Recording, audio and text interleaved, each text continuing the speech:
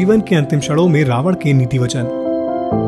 रामायण एक ऐसा महाकाव्य है जिसमें मर्यादा पुरुषोत्तम भगवान श्री राम के संपूर्ण जीवन का विस्तार से वर्णन किया गया है। ये हिंदू धर्म की सबसे उत्कृष्ट और कालजयी रचनाओं में से एक है।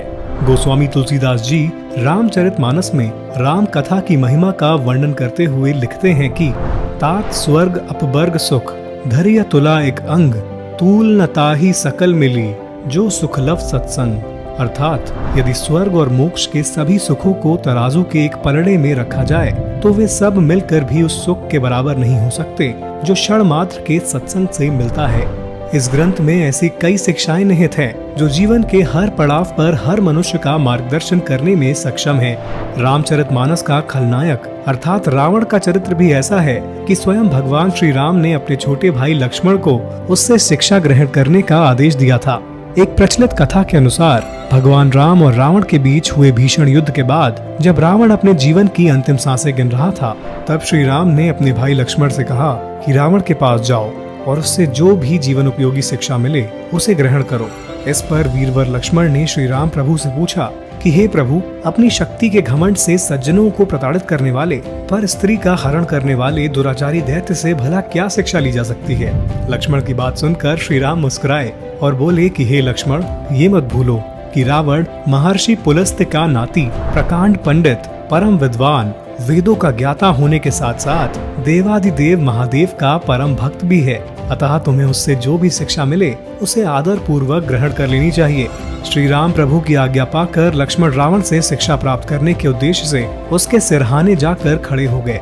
लक्ष्मण के काफी प्रतीक्षा करने के बाद भी रावण ने उन्हें कोई उपदेश नहीं दिया। इससे नाराज होकर लक्ष्मण श्री राम प्रभु के पास गए और सारा वृतांत प्रभु को कह सुनाया।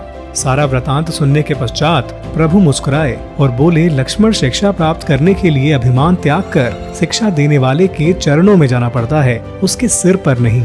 प्रभु की आज्ञा पाकर लक्ष्मण पुनः रावण के पास पहुँचे और इस बार रावण के चरणों के पास खड़े होकर उसे प्रणाम किया।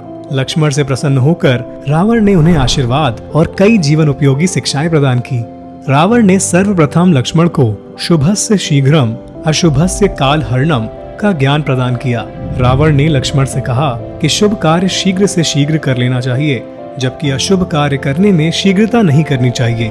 उसने कहा कि मेरे पास ऐसे कई शुभ अवसर आए थे जब मैं राम की शरण में जा सकता था या उससे संधि कर सकता था, लेकिन मैं अपने अहंकारवश हर बार उसे टालता रहा। परंतु जैसे ही माता सीता के हरण का विचार मेरे मन में आया मैंने उन्हें हर लिया, जिससे आज मेरी ये स्थिति हुई है। रावण ने दूसरी शिक्षा देते हुए श्री लक्ष्मण जी से कहा कि कभी भी अपने शत्रु को कमजोर न समझना। मैं बार बार राम को वनवासी और कमजोर समझने की भूल करता रहा जो मेरे अंत का कारण बना। रावण ने लक्ष्मण जी से कहा कि मैंने घोर तपस्या करके ब्रह्मा जी को प्रसन्न किया था। मेरी तपस्या से प्रसन्न होकर जब ब्रह्मा जी ने मुझसे वर मांगने को कहा तो मैंने वर मांगा कि देव, दानव, गंधर्व, किन्नर, नाग, यक्ष कोई भी मेरा वध न कर सके। वर मांगते समय मैंने मानवों और वानरों से अभय नहीं मांगा था क्योंकि इसमें मेरा अहंकार मेरे आड़े आ रहा था। मैं सोच रहा था कि यदि त्रिलोक विजेता रावण मानवों और वानरों से अभय मांगेगा तो उसकी कीर्ति कलंकित होगी। इसके बाद मुझे सहस्त्र बाहु और बाली से पराजय का सामना करना पड़ा और अंत में राम और उसकी वानर सेना के हाथों मेरा और लंका का सर्वनाश हो गया। यदि मैंने ब्रह्मा जी से मानवों और वानरों से भी अभय मांग लिया होता तो आज मेरी ये दशा ना हुई होती। इसलिए हे लक्ष्मण, कभी किसी को तुच्छ मत समझना। रावण ने लक्ष्मण से कहा कि हे लक्ष्मण, यद्यपि हर बार तुम विजयी हुए हो पर ये कभी मत सोचना कि हर बार विजय तुम्हारी ही होगी। मैंने भी कई युद्ध लड़े हैं और महादेव की कृपा से उन्हें जीता भी है। बार बार अपनी विजय से मैंने कभी इस पर विचार नहीं किया कि मेरी भी पराजय संभव है। लंकापति रावण ने लक्ष्मण जी से कहा कि हे वत्स, हमेशा ऐसे लोगों पर विश्वास करना जो तुम्हारी आलोचना करने का साहस रखते हो। विभीषण, नाना माल्यावन, भाई कुंभकर्ण और मंदोदरी ने भी मुझे कई बार समझाया, मेरी आलोचना की, लेकिन मैंने उनकी बातों पर विचार न करके चाटुकार मंत्रियों पर ही विश्वास किया, जिससे मेरी ये दशा हुई है।